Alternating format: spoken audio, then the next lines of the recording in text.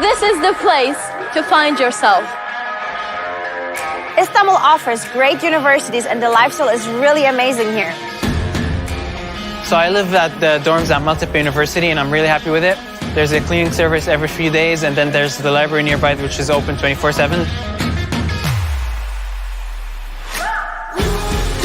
My first impression when I came was like, it's huge. You have everything in one place. When you first come to Maltepe University, you don't know where what is and you're like, oh my God, I need help. Guess what? You're not alone. There is the international office people over there. They're like family. They're very helpful and they're always there for you. Istanbul is the perfect mixture between ancient and modern. Coming into this city helps me discover myself, learn about so many different cultures, learning about the world, which will help me in writing future books. At Maltepe University, we have a lot of research centers. Because of that, we have the ability to participate in a lot of international projects. Here at Maltepe University, the education consists of both practical and theoretical. We get the opportunity to practice everything we learn in class in real life. So after we graduate, we have a degree and we can work all over the world. People come to Istanbul all the time, but what they really miss when they visit are the antique shops, which contain thousands of years of memories and also a thread of the modern future. I like to use every minute and just get out and hop on the ferry and just go from the Asian side to the European side and just enjoy the wonderful weather with the wonderful Bosphorus behind me and just enjoying the moment of Istanbul. Istanbul is very beautiful with great culture. This city is the symbol of diversity. Come and study at Maltepe University. Come here and feel like you're home.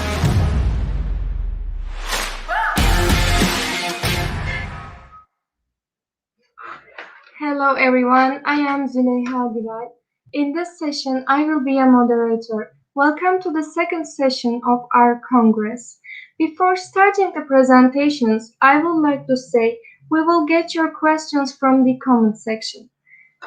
Today, we are starting to our second session with first presenter Piotr Hetmanchik, who will talk about participatory tools used in the spatial planning processes in Poland. Now, let's listen it from him. Hi, I'm just sharing the presentation.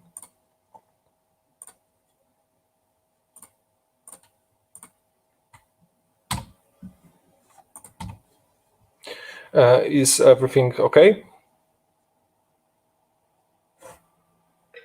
Okay. Hi, my name is Piotr Hetmanchik. I am a doctoral student in Kraków University of Technology under supervision by Professor Patricia Haupt. And also I am a employee of the Kielce Municipality Office, and one of my duties is to conduct participatory and extra statutory participatory processes. And in this presentation, I will talk to you about the participatory tools used in the spatial planning processes in Poland. And as you can see here now, the presentation is divided into sections.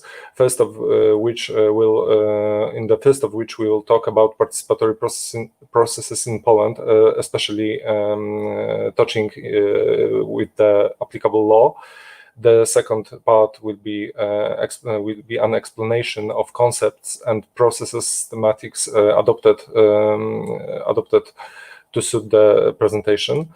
Then we will compare the most frequently used tools and discuss their factors influencing their effectiveness. Then I will show you the timelines for the development of the planning documents based both solely on the applicable legal acts and also with the addition of the extra statutory processes. And we will finish the presentation with a word about the future of the planning processes in Poland. So the introduction. What you need to know about the spatial planning processes in Poland is that they are strictly regulated by the provisions of the applicable laws. In this case, that will be the Act on Spatial Planning and Development and the Ordinance of the Minister of Infrastructure. The first of which, it basically says all about the procedure, and the second says all about the contents of the spatial planning document. The whole process is supervised by the regional office or the voivodeship, and they are as I said, the supervisory body. Two main types of the spatial planning documents in Poland are the spatial study and local spatial plan. So the spatial study is in the scale of the entire city or municipality. It defines the strategy for the development, and in a very general scope, the purpose of given areas, while the local spatial plan is a very detailed take on the same subject, and with the smaller scale, it defines the principles of the development of individual sites. What we need to know also is that the whole process is non-discriminatory and inclusive.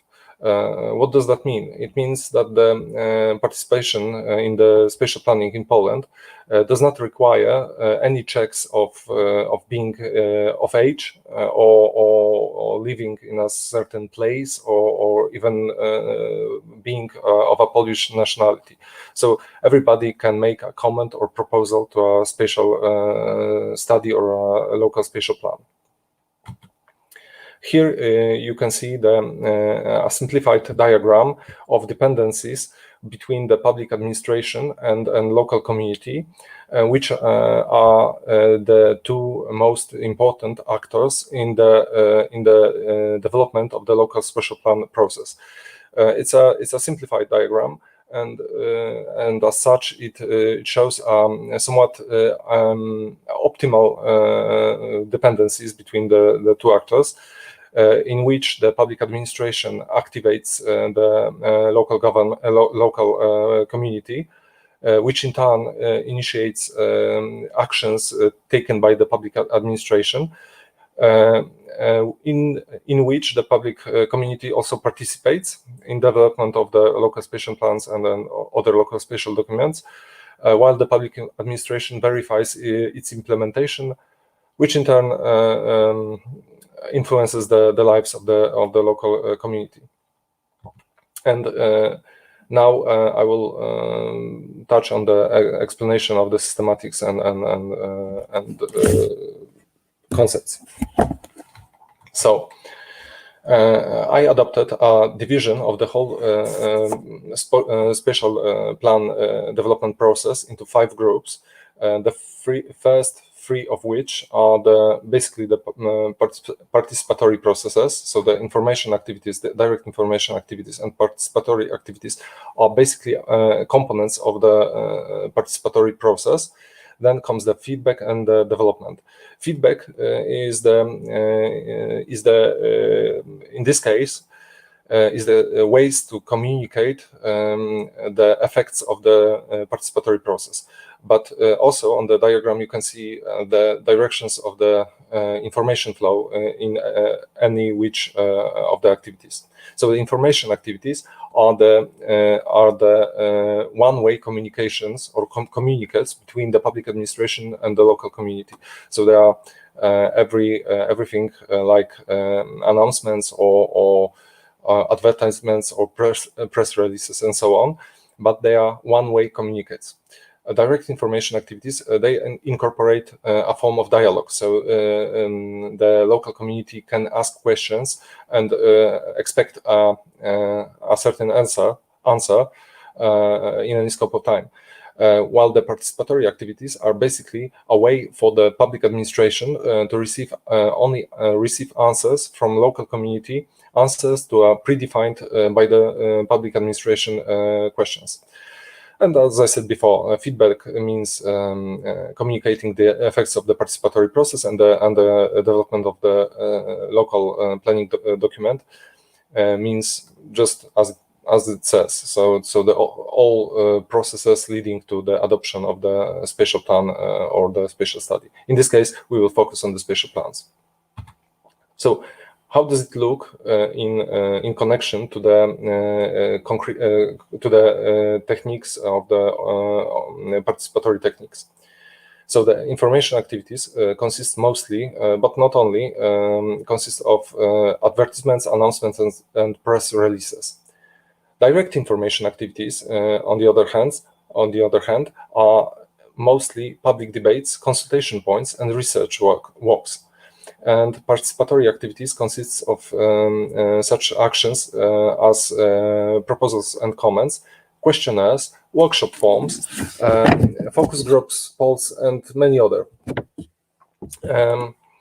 In italic, as you can see here, in italic there are these techniques that are mandated by the applicable Polish law. So they are most commonly used because they are mandated. So advertisements, announcements, public debates, and proposals and comments are the only participatory tools and techniques mandated by the Polish law. But of course, the Polish law also states only the required minimum to the whole process be deemed rightfully proceeded, right? And as we now we will talk about the comparison of the most frequently used tools and techniques, and I will add an observation on the factors that influence their effectiveness. First of all, information activities. As you can see on the slide, and there are two different announcements. On the left side, you can see the announcement on the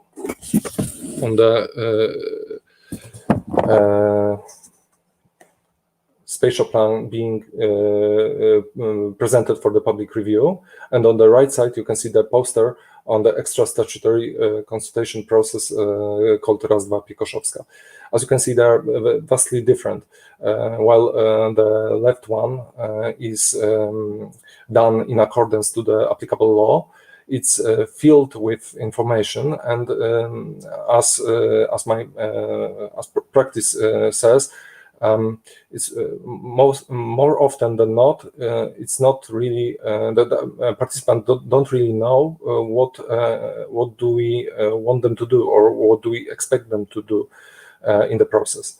While the poster for the extra statutory consultation process is, I dare to say, more attractive graphically, and as such is it's being better received, and the participants are told what do we need them to do, or what do we expect them to do. For the direct information activities, which are due to the if we proceed with the spatial plan procedure according only to the applicable law, the direct information activities are held only in form of the public debate. These photos show the direct information activities as a consultation point held during the non-statutory participatory process Raz-Dwa Pikoszowska. It was a very successful activity. During the 4 hours that the consultation points was active, we had 80 participants, which is a lot for Kielce. And also it was received very well with the local community, because it was held during the convenient hours for them, and in the convenient for them location, so near the place where the local spatial plan was done, right? And as for the participatory activities, as shown here, on the left side we see the draft plan comment. So it's a form pretty much applicable to any draft plan when we show it for the public review, we collect comments for the plan, and this form is applicable. Not only this form is applicable, obviously, but it's one of the applicable forms of making a comment to a draft plan. While on the right side, we see a questionnaire for the non-statutory consultation process Rewitalizacja Wzgórza Karsza, in which we ask specific questions, while we also make possible for the participants to make their own comments. But first of all, we ask specific questions.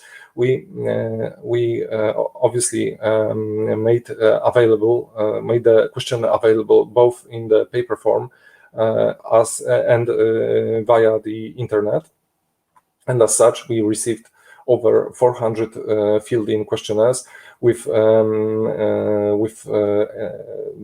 disclaimed age of the participants ranging from about 90 to 16, which is unprecedented in Kielce. So the studies were made for the whole Poland. The non-active participant groups are mostly the young people. So if we manage to activate the young people with these questionnaires and other activities, well, it's a very great achievement. And as for other participatory activities, we see urban planning workshops, a component of the non-statutory participatory process Raz-Dwa Piekuszowska, held also near the spatial plan area, so near the people that are affected by the development of the spatial plan, in a public school.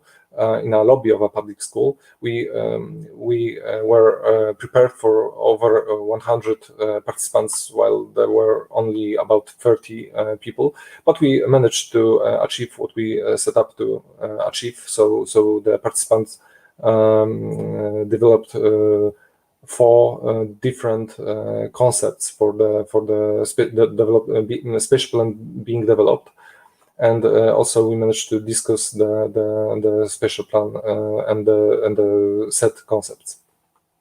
So as we can see, the main disadvantages to participation process in spatial planning in Poland, if done only in accordance with the current law, are that the Polish law does not consider any form of education during the spatial planning process, which in turn results in uninformed proposals at the early stage of the development process, which is connected also to the lack of the direct information activities in the early stage of the development process, but I will touch on that later. There is a notion of imposing certain solutions by the local community. What does that mean?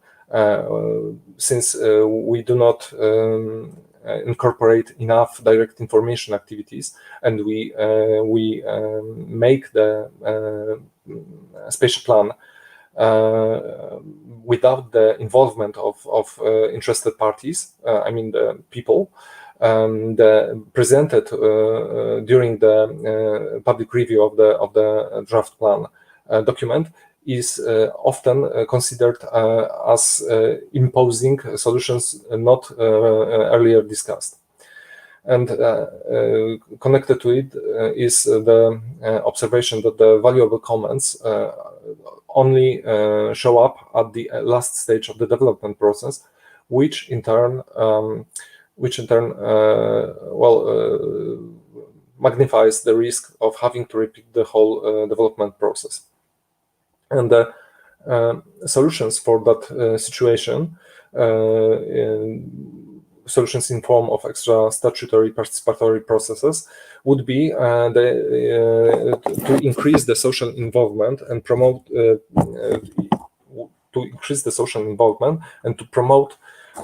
education during the early stages of the development of the spatial plan process. To expand the measures of contacting residents, which means to because I haven't said that earlier, but the local applicable laws, they mandate a certain way of contacting residents, but they do not mandate any analysis of the participants and analysis of the most optimal way of contacting them. So more often than not, the means of contacting residents, as they are vast, they are not really well received. Also, more convenient approach, including expanding direct information activities, is important. As I said before, in the development of the local plans, made only in accordance to the local to the applicable law, the direct information activities come just at the end of the development process, which is not really good. Shifting the weight, all of these come together to really most important things, which is shifting the weight of the consultation process to the early stages of project development, which means if we consult the developed project as early as we can minimize the risks of the having to repeat the whole development process. So what does that mean? To the earliest as we can. Here on the diagram, you can see the timeline of the spatial planning process based only on applicable legal acts.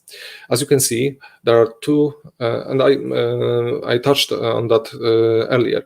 There are two main participatory activities, two stages of the participatory processes during the planning process.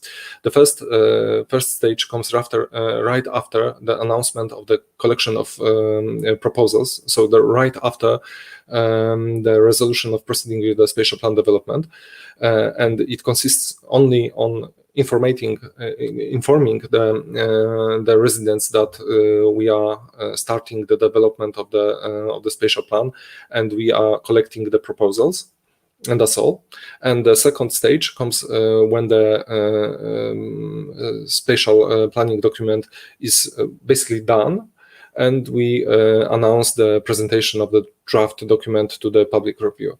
And in this stage, we conduct a public debate because it's mandated by law, and also collect comments.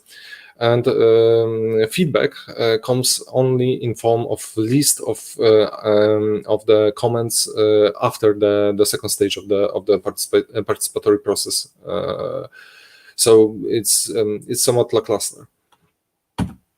And how does it stack up to the timeline for the development of the planning documents with the addition of non-statutory participatory processes? As you can see here, the best way is to shift the weight of the participatory process as early as we can. So we expand the participatory process just after the resolution proceeding with the spatial plan development, and we incorporate in that stage all participatory activities, as I said before. So we obviously have to and we should perform the information activities, but also we should expand on the direct information activities, participatory activities in that stage, which include workshops and other means of contacting residents directly and asking them for input directly. But also at this stage, we should consider some feedback. So a report on the extra statutory participatory process should be presented at the early stage. A report that consists of the summary of the process, but also consists of the next steps of the spatial plan development, which in turn makes the whole process transparent and acceptable by the public. So what is the future of the participatory processes in Poland, and also what are the threats within the extra statutory participatory processes? So as we see in the Polish spatial planning, there are many changes, and many municipalities adopt the new standards of the social participation, expanding the non-statutory participation, and with it, among the pros comes the cons, comes the threats, also with the development of new tools and new techniques, and also the social media that activate people. There are certain threats. These threats are, as it says here, might be things like superficial involvement in political and social activities, selectivism, clicktivism, autocracy, liquidation of personal responsibility, and temptation. That threat is mostly affecting the local municipalities, while shifting to the more direct democracy techniques or direct democracy mechanisms. There comes a temptation to shift the decision-making process and the burden of the decision-making process to the citizens. So for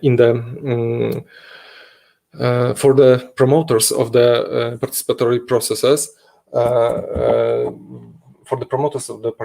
processes, then there is a responsibility for the development of social participation in such a way to consciously minimize and eliminate potential threats, while supporting civic attitudes valuable for the development of local democracy. And that is it for my presentation. Here's the bibliography and references. Thank you all very much, and goodbye.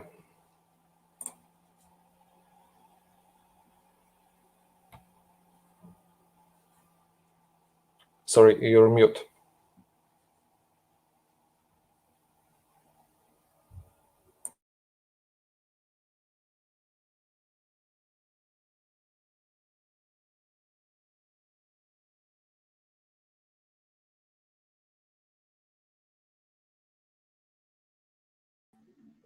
Oh, sorry. Your presentation wasn't moving, or you forget the move, so we took over it. We progressed in harmony. Thank you very much. Okay. I would like to say thank you so much for your presentation and participation. Thank you. Thank you. And now we are continuing with next presenters, Patricia Wyshanowska, Agnieszka Tylecka, Alexandra Wlazło. They will talk about the impact of information space on city development. Now let's listen it from them.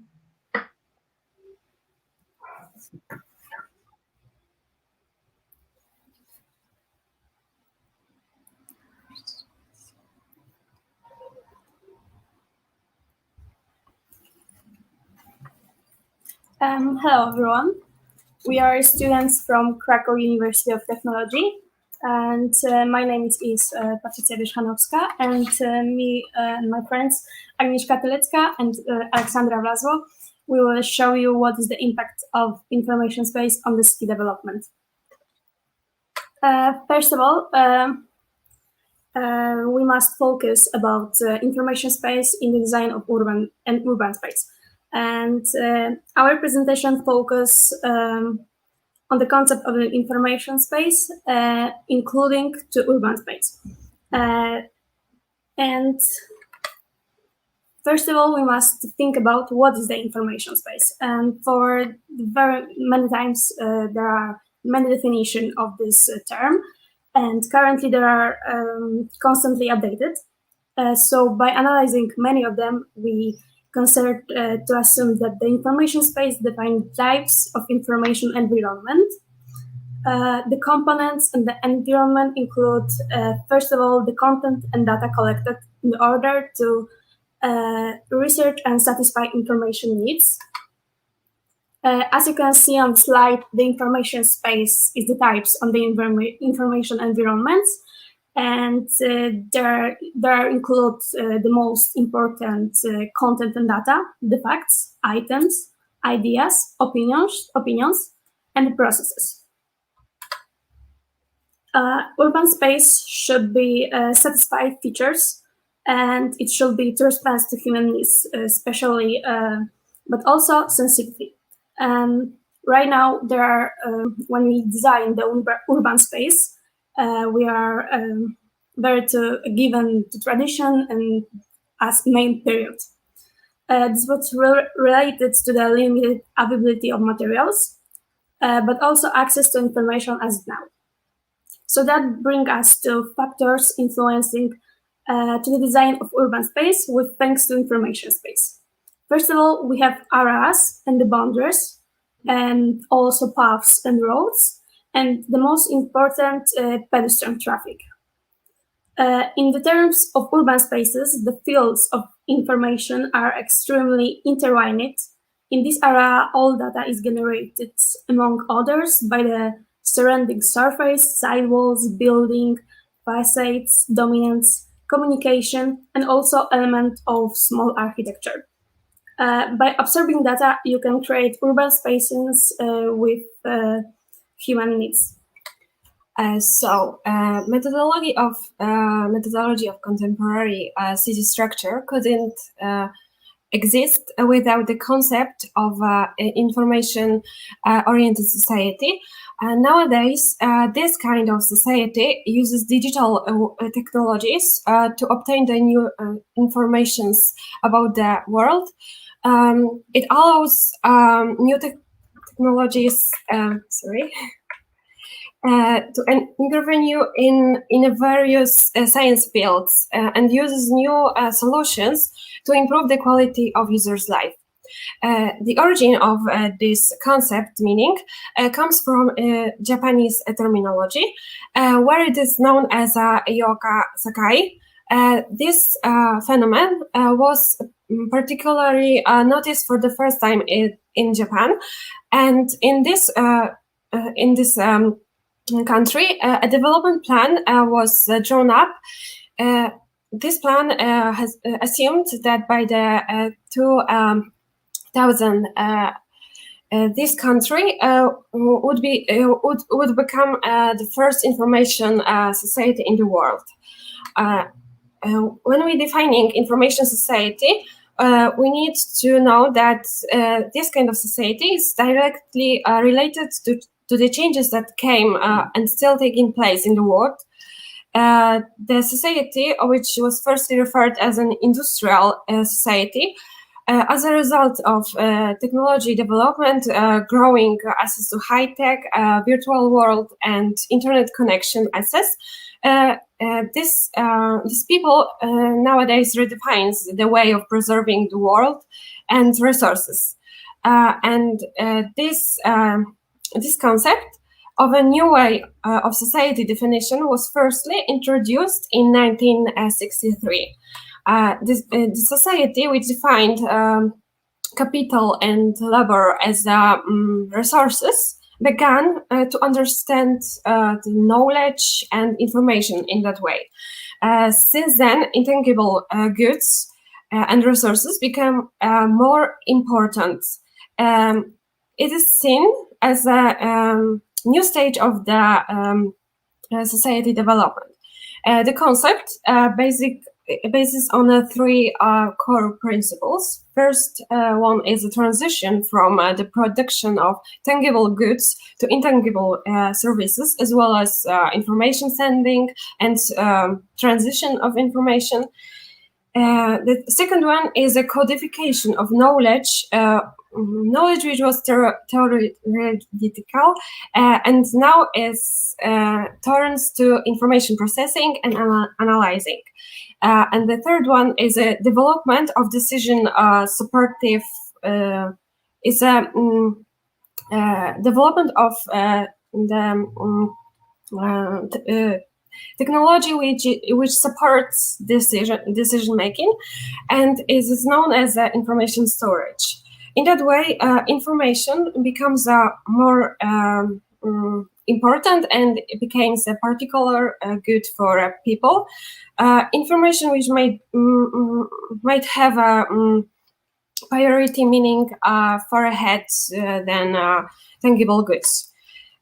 When we understood the concept and the needs of the contemporary society, when we determine whether urban transformations are possible in terms of city layout and economic aspects, we can answer a question: how to create a coherent space that would be more or less based on information space.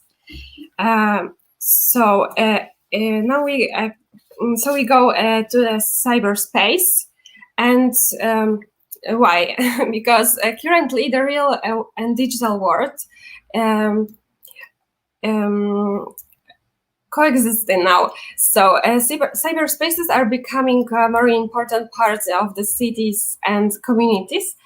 What existed in people's imaginaries until now might become more real, and or find out its reflection in the urban space. So processing urbanization is oriented towards a symbiotic existence with cyberspace and digital world. Cities which are created taking into account information spaces are also distinguished by high quality public spaces. What makes them special? There are few important factors, such as accessibility, no boundaries, or private zones, as provision of security and friendliness. These features comes from the possibilities offered by the internet, actually, in the cyberspace.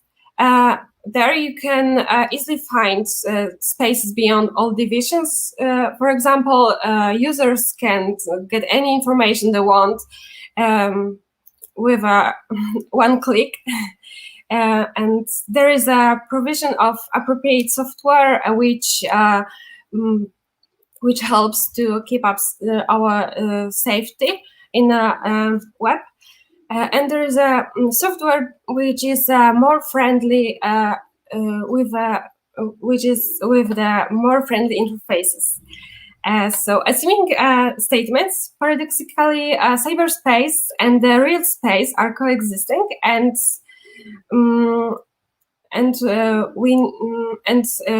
according to each of them, has a huge impact on the creation of our surroundings. And using information space, which comes from different sources and is processed by different types of technologies, actually help to create a better real space. This concept might only exist thanks to cooperation of three bodies, as well as the local government, companies, and citizens. So it's realized by information spreading, making connections between people from different districts, for example, doing some approvals, and motivate people to dialogue on a micro scale and maybe on the global scale. We can definitely assume that the probably use of information space with all of these features can improve or inspire new ideas for a better city space. So one of the leading cities in using information space is Seoul, where the mayor declared that here actually the citizens are the mayor. His main goal was to transform Seoul into a city where the decisions are made by the inhabitants. And in his opinion, it's the city dynamics and the participation of residents with the help of modern technologies that make a city smart and is crucial in improving life quality. Using information and communication technologies in all the city structure is Seoul, aimed to change people's life in different fields, like safety, traffic, welfare, quality of environment, administration, and economy. The path to a more intelligent use of the data in Seoul started with the integration of siloed inner administrative data sets in 2011, and afterwards, collected data was made available, allowing access for external researchers and developers. And thanks to this open data plaza, new services, insights, and opportunities were created. All the data collected is collected in a real time with the use of different sensors. With the detectors which measure air quality as well as the flow and speed of traffic, CCTV cameras, whereas another 50,000 IoT sensors to observe the noise, population movement, wind flow, and fine dust will be implemented by 2022. The vision of Seoul is a city as an open data lab, where citizens are part of an ecosystem and cooperate with the government to improve city structures. By January 2019, more than 180 applications has been created and over 5,000 datasets made available, with almost 6.9 billion views. And also on the website, Oasis of 10 million imaginations, the citizens can express their point of view on government's initiatives. And after uploading the proposal, some of the citizens and the city committee discuss the value of the proposal and the ways of its implementation. The residents are also encouraged to express their suggestions to social media, where a major park receives around 100 opinions daily.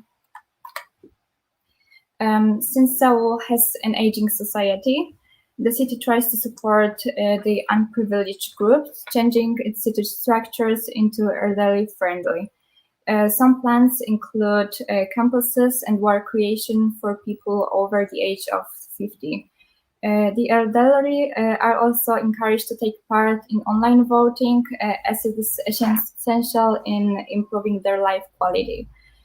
Also, the big data project includes planning of facilities for the senior citizens who are analyzed by the age group, gender, income, residential district, as well as existing facilities use.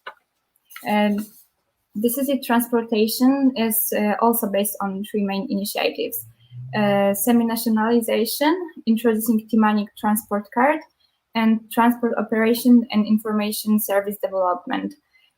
Transforming privately run transportation into a public-private hybrid system, provided access to all the regions which were previously excluded, increased bus punctuality and satisfaction of citizens.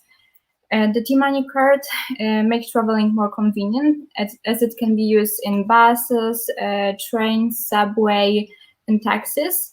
And also the card is integrated with the transport operation and information service, which gathers information about the traffic flow, speed, and time of the journey, and provides a real-time information for the users. And the example of using big data to improve public services is an introduction of a new all bus, which is one of the improvements for the party lovers and night shift workers. It could be implemented after analyzing 3 billion control records and identifying night calls to taxi corporations. And as a result, in the areas where with the greatest demand for public transport at night, 9 new bus routes have been created, and the estimated number of passengers is now more than 10,000 people per night. So the concept of Seoul is an example of a city which is information space, especially the data which was collated in a cyberspace. So we come to the conclusion that nowadays the real space of the city cannot exist without taking into account the information space, especially related to the cyberspace. Also, we should mention that the city structures work only thanks to their users, and it is the users that to some extent set the direction of creating cities after modern technologies changed their perception of the world and also their priorities. And I think that it brings us to the end of our presentation. Thank you for your attention. Okay, I would like to say thank you for your presentation and participation. And now we are continuing with our next presenter.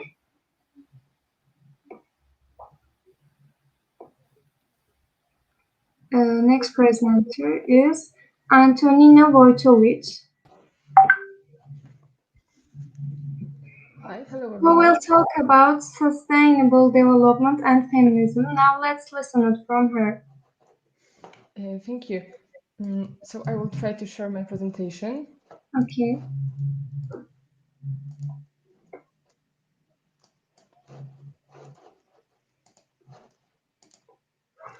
Okay, please let me know if you see it correctly. Is it full screen? It's your computer screen, not presentation. Okay, so I will try one more time.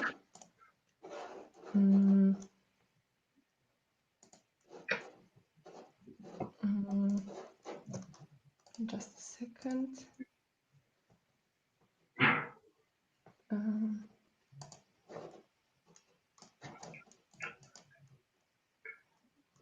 If you want, we can share your presentation and you can tell us how's the presentation.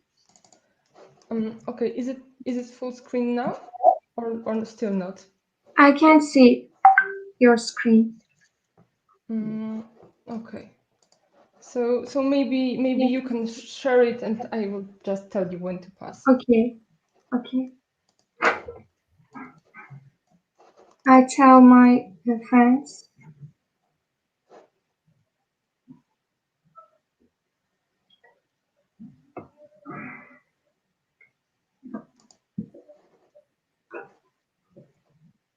Okay. Okay. So hello everyone. My name is Antonina Voitovic and I'm from Krakow University of Technology. Today I would like to tell you about urbanism, feminism and sustainable development. My main goal is to present you how the way we design cities may be somehow discriminating for women or often elderly or disabled people, but here we will focus on women. And what can we do to develop our cities in order to make them more suitable for women needs? Please show next slide. Okay, so we all know that nowadays we are facing a number of difficulties such as ecological catastrophe, poverty, hunger, lack of freely available healthcare, also gender and racial inequalities, and many more. So in order to face those problems, 17 main goals, sustainable development goals, were introduced by United Nations. And among those, we also tried to focus on architecture and urbanism, making them more sustainable. And in terms of urbanism, the most important thing is promoting cities' long-term viability, reducing consumption, waste, harmful impact on people and place, while enhancing the overall well-being of people. So it is very important to remember that when it comes to designing city spaces, it is social, economic, welfare, and public health factors that are among most important ones. So we should really focus with introducing some solutions to change the world, to link separate sustainable approaches in order to introduce even better solutions. So as long as gender equality stands among sustainable goals, we should strive for this gender equality in urban spaces as well. Please show the next slide. Okay, here I would like to quickly quote some of the main ideas from the goals, sustainable goals, to show you that my presentation is about really being sustainable. So goal number 5 is about achieving gender equality and empowering all women and girls. And we can see here that most important issues are to end all forms of discrimination against women and girls everywhere, eliminate all forms of violence against all women and girls in the public and private spheres, including trafficking and sexual and other types of exploitation. And goal number 11, which is sustainable cities and human settlements, would be to provide access to safe, affordable, accessible, sustainable transport system for all, with special attention to the needs of those in vulnerable situations, women, children, persons with disabilities, all older persons. So I would like to show you in my presentation how those cities sometimes are not suitable for women's needs and what can we do to prevent it. So here's a citation that I would like you to read and maybe think about the way we think about our community itself. So when you say men, you include women too. Is it that way? Should it be that way? Let's think about it. So I believe the problem we face is the lack of differentiated data when it comes to gender-related data. So we do gather general data about urban spaces, about needs of people in general, but we do not differentiate it by sex. So it results very often in lack of distinction between introduced solutions.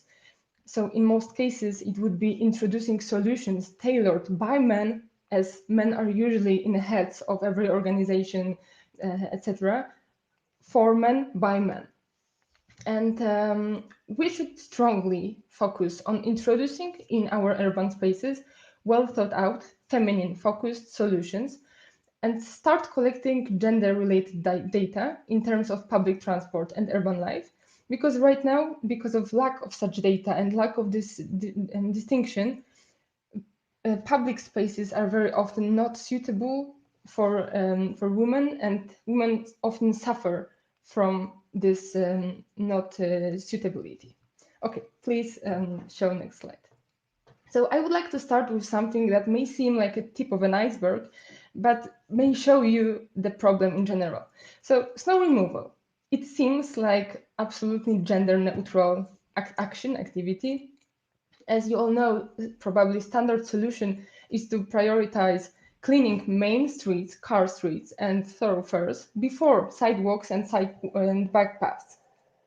It may seem like perfectly reasonable idea, but please let's take a closer look at it.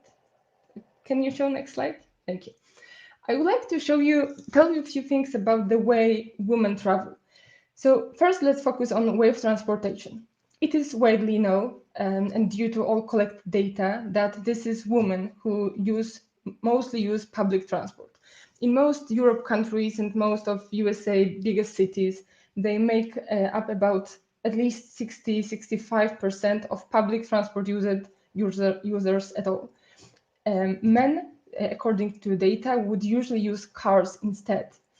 And we also know that it is women who are the majority of pedestrians. And now we should focus where does it come from and what are reasons for women to travel.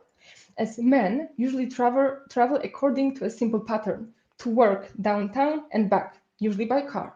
women have much more complicated traveling patterns, and this is because women do perform about 75% of unpaid work in the world. It includes all those like house duties, like taking care of children, taking care of elderly members of family, taking children to school, to the doctor, to extra classes, doing shopping, going for a walk with a stroller, as it is mostly women who take a maternity leave, and this is them who take care of children while walking. So all those things are the reasons why traveling patterns of women is comprised out of few short stages, not long ones like from center to suburbs and back, but short stages, often completed by foot. Please show next slide. So what's the result? During winter times, because of women and also elderly people who use pedestrian roads and public transport, they do get injured way more often because of the snow laying and ice covering the side paths. And they also need to spend much more time commuting to work, and they also face great difficulties and inconveniences on their way, which influences on their health and welfare.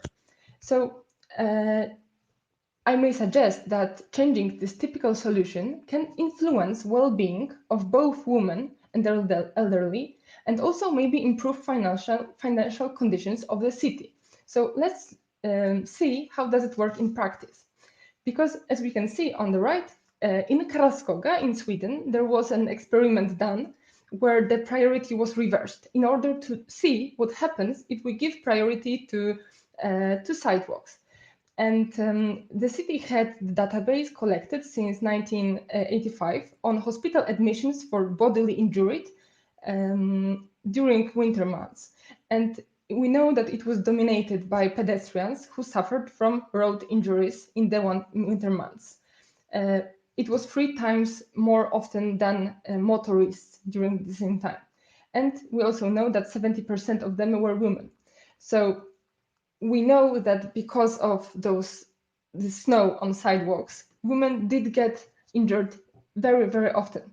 And estimated cost of treating all those injuries was about 13 million Swedish crowns. And when they reversed this priority and they started to clean the sidewalks, it turned out that this is twice, they have to pay twice less than they would have to pay for treating all those injuries, as of course the number of injuries has decreased by a great amount. So summing up, after introducing some major changes in prioritizing sidewalks clearings from snow, the number of injuries has decreased, and the number of cost of the healthcare also decreased, which resulted in improvement of the financial situation in the city, and of course improvement in the well-being of women and their abilities to travel around. Please show in the next board. So being in this area, in this topic, I would like to say one more time that women do have different travel patterns. And as I said, this is because they perform more than 75% of a non-paid job in the world. They travel a lot with load, shopping bags, strollers, kids, elderly members. And what I also said, they do not follow routes aligned with main axis, because usually main road axes are center suburbs. They often have to follow routes that are not aligned with main axis. So this is an inconvenience. Those connections are often way poorer than main ones. They have to overpay for transport tickets, and this is all very inconvenient, especially in winter days. So this all influences women's health, welfare, and efficiency. And we do know that according to estimations made by McKinsey, the unpaid work performed by women increases the global GDP by about $10 trillion a year. So this is our obligation, like world obligation, to make those travels that women do more easy, to facilitate those, and also to treat those travel patterns equally to typical men's travel patterns, and focus on creating such urban system that would be suitable for both, for all people that use public transport. And also I'd like to add that an increase in their employment, just normal paid job, by each percentage point contributes to a significant increase in GDP. So, knowing women's cultural duties, we should do our best to enable them taking a paid job by designing communication systems that enable women to both do the unpaid job they just do right now, and we cannot, argue with that. And also reach the normal office and take up the paid job on time and with pleasure. So this is very important. Please, thank you very much. So another topic I would like to present is public toilets. Have you ever seen a public bathroom without a long queue in front of it? Neither did I. We might have got used to it. We may treat it as something integral to fate of a woman. But let's think, should we really? Please show next slide. Okay, so what are the needs of women? The fact that women visit the toilet, visit in the toilet lasts more than twice as long as men is not just our phantasmagory. This is about the woman's physiology. So women may have a menstrual period, they need to change. After giving birth, they have smaller bladder capacity. They also are more likely to develop urinary tract infections. And usually this is them who accompany children or elderly or disabled people in toilets. So the need for easily accessible public toilet is just a way bigger than for men. It turns out that due to United Nations, 1 out of every 3 women in the world does not have access to safe toilet, just toilet, not like public toilet at all. For example, in India, more than 60% of population does not have access to WC at all, while the surface waters are mostly contaminated, so they cannot really use it. Thank you. Please show next. So what is the result?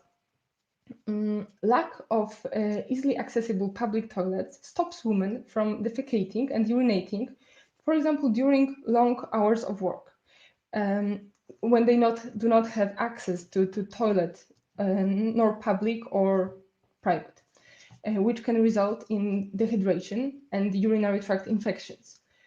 In typical Bombay slums, you may find about 6 bathrooms per 8,000 women. And here is a quotation: India leads in the world of open defecation. At least 336 million Indians lack toilets. According to the latest census data, a crisis that contributes to disease, childhood malnutrition, loss of economic output, and, as highlighted recently, violence against women. So, moreover, not only is this a huge inconvenience, a problem when it comes to their health, but it is also a great danger in terms of sexual harassment. So, for example, according to a survey conducted in Bombay, about 13% of women prefer to defecate during nighttime in the open air because the way to the nearest public toilet, which is usually far away, is too dangerous for them. So they prefer to defecate in open air. And it unfortunately often results in, at first, many health problems. Urinary infections, but also diseases like parasitic infections, hepatitis, cholera, polio, diarrhea, many more. And it is not only about health, this is also about very often situations of sexual harassment and assault, sometimes even murder.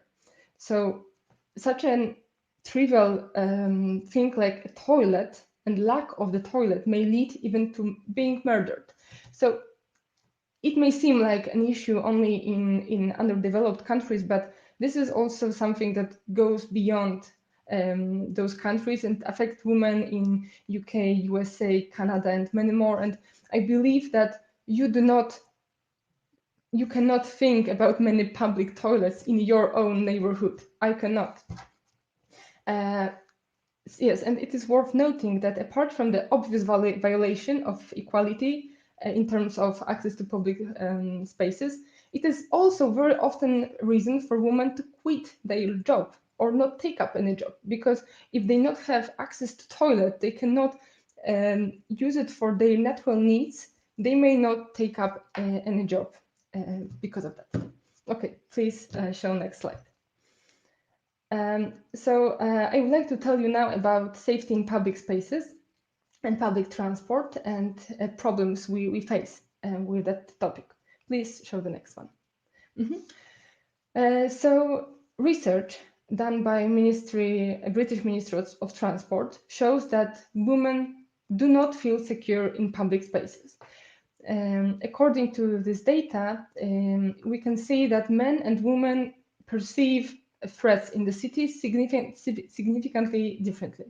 So about 62% of women feel anxious while walking through multi-story car parks, 60% on the platform while waiting for the train, about 50% while waiting at the bus stop, and 60% when walking home from a stop, so a great majority. The same statistics for men are 30%, 25%, 20%, and 25% respectively, so almost more than twice less. Research conducted in many big countries like Finland, Sweden, USA, Canada, and UK show that women do fear violence and change their behaviors and traveling patterns because of that. They avoid certain routes, daytimes, mode of transportations. They intend not to travel during night at all. Studies show that this fear of violence is very often reasons to avoid choosing public transport. They prefer to take car or taxi if they can afford. And as I said before, women are poorer, so they often cannot afford taking taxi or car. They are forced to use public transport, and they are being exposed on different types of sexual harassment, as I will talk about it soon. Yes, the important one again, that because of this fear they face in public transport, they also tend to decide to quit their job eventually. So this is all, it may again seem like something not very important, it's just a travel from home to work, but it really influences women, and this is important to remember about it. Please show the next slide. So the research conducted in Brazil showed that 2/3 of women has been victim of sexual violence in public transport, and I have recently read a report that in France itself, for example, about 90% of women did experience some kind of sexual harassment in public transport, 90%. So this sexual harassment offense fall into 3 categories: verbal, non-verbal, and physical. Verbal would be sexual comments, kissing noises, whistling, being asked to have sex. Non-verbal, it would be indecent exposure, being shown some pornographic images and stalking. And physical harassment is groping person's body, touching, playing with hair, unwanted kissing. And then, of course, there happen to be some most serious crimes of sexual assault. So so assault and rape, and also sometimes even murders. Thank you. Yes, you can show. So we should really focus on creating such urban spaces to ensure a sense of security to all users. And there are some solutions we can introduce in order to limit this kind of danger in public spaces. For example, video surveillance, alarm buttons in buses, in trams, even some bodyguards in public transport, as well as better lighting of roads and stop. This especially, I feel like very often those places are not lightened enough, so that it makes women and people in general feel fear. And even location of the bus stop. Sometimes this is enough to move the bus stop to some area that is more crowded, more often visited by people, near to some cafe, restaurant, or something, and transparent bus shelters. Please show the next slide. There are some examples of already introduced solutions when it comes to this gender mainstreaming, which is focusing on needs of all genders. The leading city is Vienna. The capital of Austria takes very seriously the needs of both men and women, and elderly and disabled and children, so all the minorities. They take them seriously, with special consideration for pedestrians when planning urban areas. The vice mayor of the city, Maria Vasilako, claims that this gender mainstreaming ensures everyone an equal share in the city life. And this is what is really important.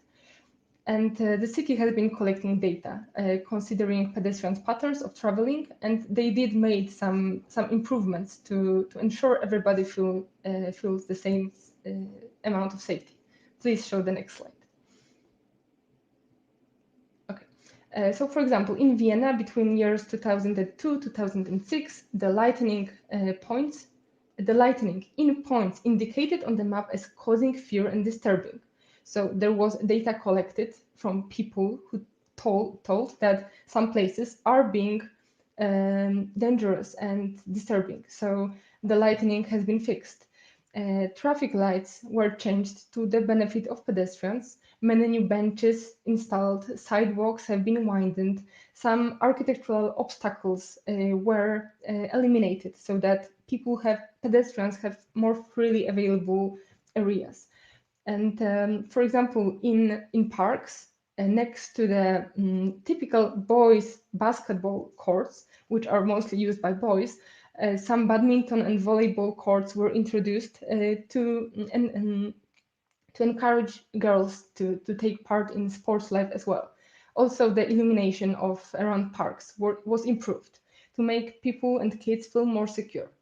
In Stockholm, for example, they started the program of priority cleaning of snow routes, traveled mostly by women, such as sidewalks around kindergartens at schools.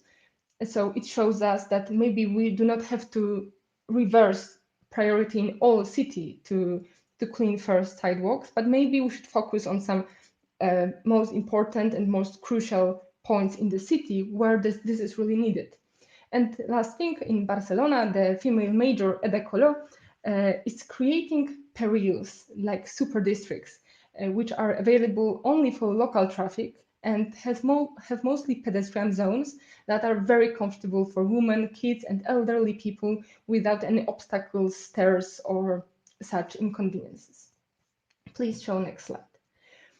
So summing up, we can observe the ongoing changes all around the world in terms of gender mainstreaming, so creating the spaces in order to make them available for both men and women and just all people. Those examples given by me are supposed to show and prove how important those issues are and how strongly they influence women's everyday life, because we often may not see it. Taking into consideration the needs of both men and women and being sensitive to their needs can create a reality in which everyone feels unrestricted, free to evolve, and most importantly, safe. And this is one of the main goals of sustainable development. If you please can show next slide. Yes. So last thing, I would truly like to recommend you this book. It inspired me to tell you today about this. This is extremely interesting, and it collects a lot of data about women being treated inequally in our everyday life, and it may open your eyes to very interesting topics. And I think this is the end. You can show the next slide. Thank you very much for your attention. I hope you enjoyed my presentation, and so thank you. I would like to say thank you for your presentation and participation. Thank you very much. Thank you. And now we are continuing with our next presenter, Theodoros Kalivas, who will talk about proposed temperature extremes index based on Fourier harmonic analysis. Now let's listen and from him. Good evening. Good evening. I'm from Athens, Greece. I am a doctoral student in Hellenic University. The fight now.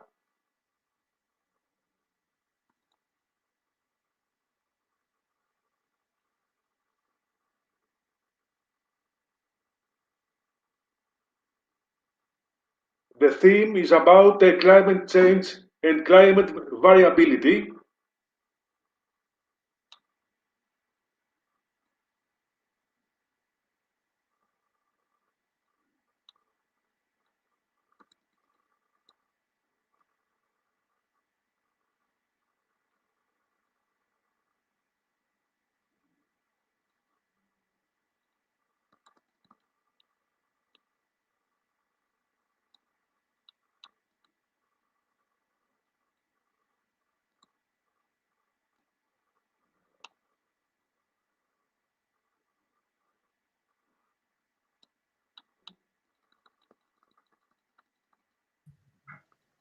Here is the fire. We can see your screen.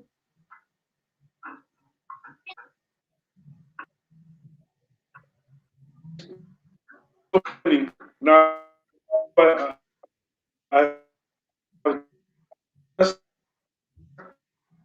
We can't hear you clearly.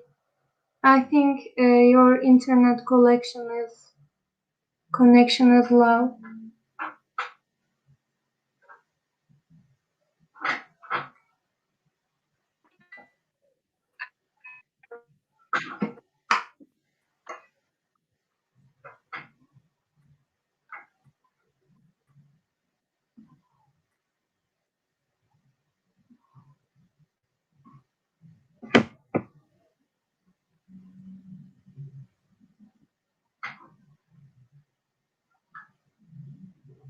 I think the connection is low.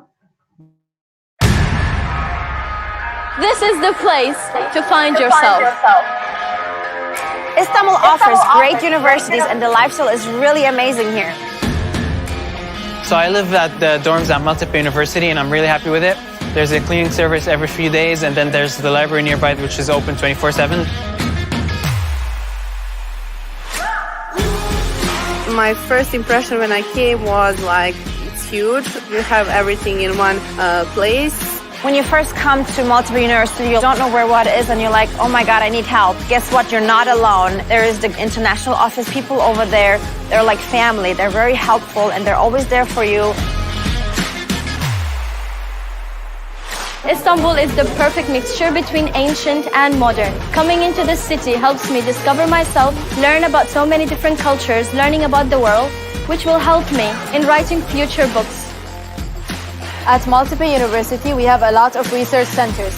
Because of that, we have the ability to participate in a lot of international projects. Here at Maltepe University, the education consists of both practical and theoretical.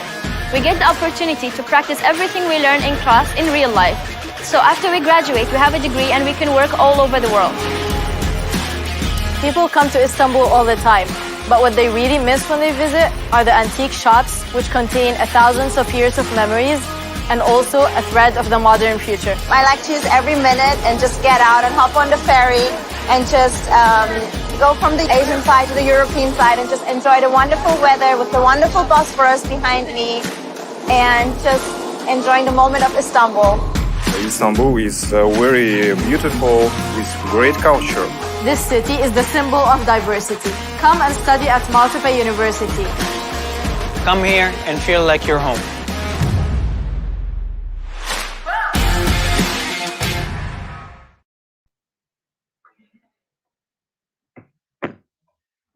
We have an internet connection problem. We are trying to fix it.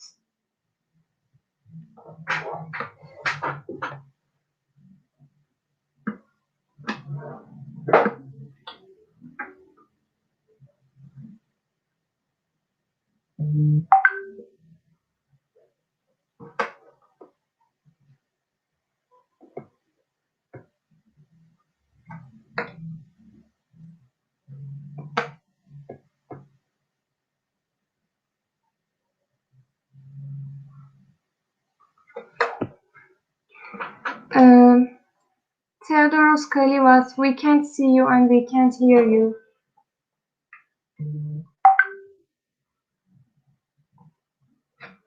We can't see anything.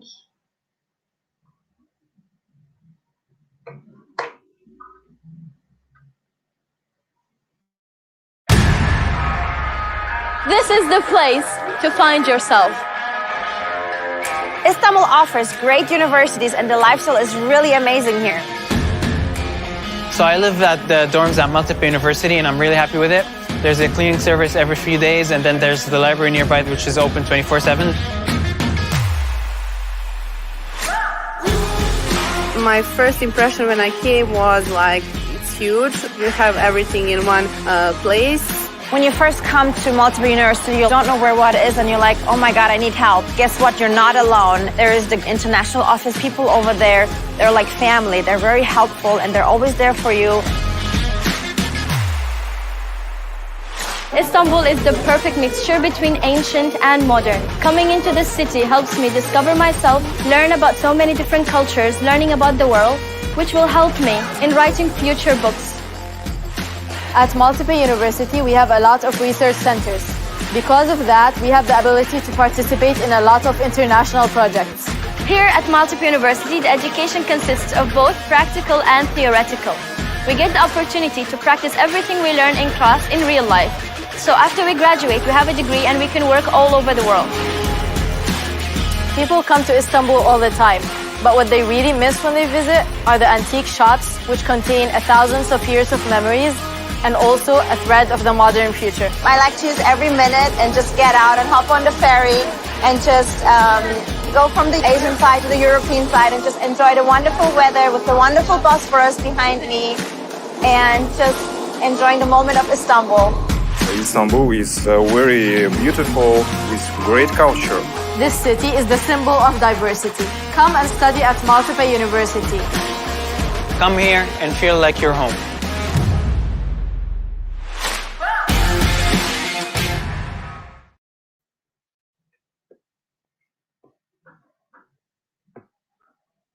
Our presenters couldn't join us for him internet connections, so we need to close this session.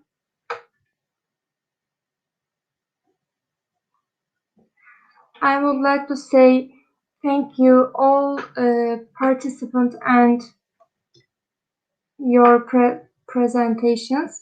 We will have a break before third session of our Congress. Break is until 3:30 p.m. Thank you for joining us. See you at the next session.